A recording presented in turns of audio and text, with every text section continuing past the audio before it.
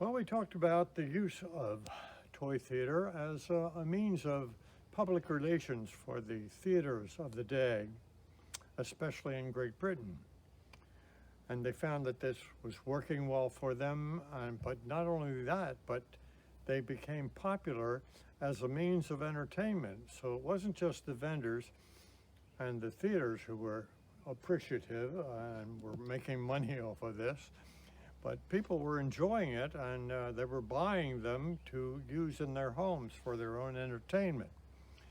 And also people would put something together and show it to their neighbors or show it for a show, for For party? a block party would be good.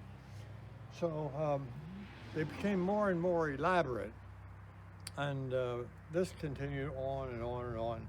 And even after it declined somewhat as different forms of entertainment grew up and the formal theater was not as popular, uh, when something would come up and they had a reason for advertising it, they would make up a booklet and send it out, and people would buy that, and they say, oh, well, they're doing an old show, and it would be worth seeing.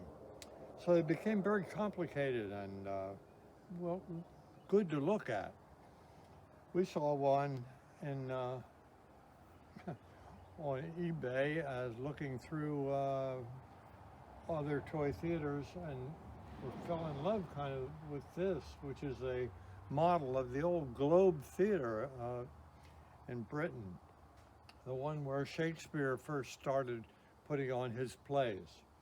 And so we bought one and put it all together, and this is a marvel of intricate tongue and groove kind of latching together different pieces of cardboard so that they reinforce each other.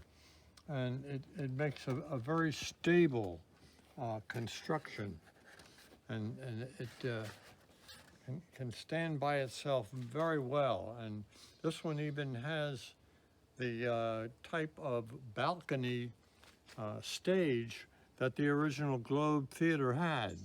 And we can see that there is possible to act out on that balcony portion with characters that are made on sliders that go in from the side. Do they move? They do.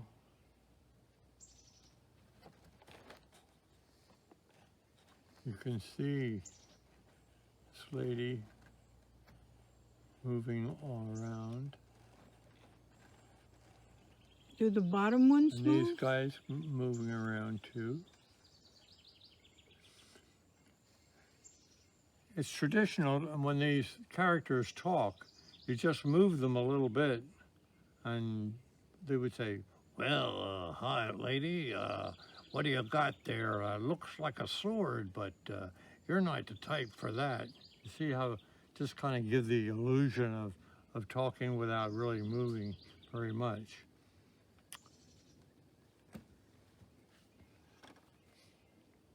Does this theater have a curtain? No, it was all out in the open, just the way the original Globe Theater was. It was just an amphitheater, you would say, by today's term. And the people, you see them all, these are all the spectators here, all standing outside, had no chairs.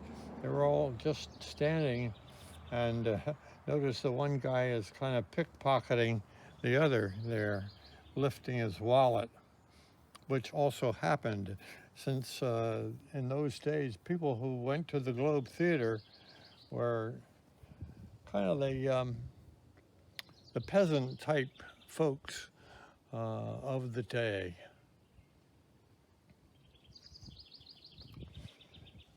So we got very interested in this, which was a continuation of the British theater, and lo and behold, we were asked to do something from Charles Dickens for a party that some people were showing, some friends of ours were having to celebrate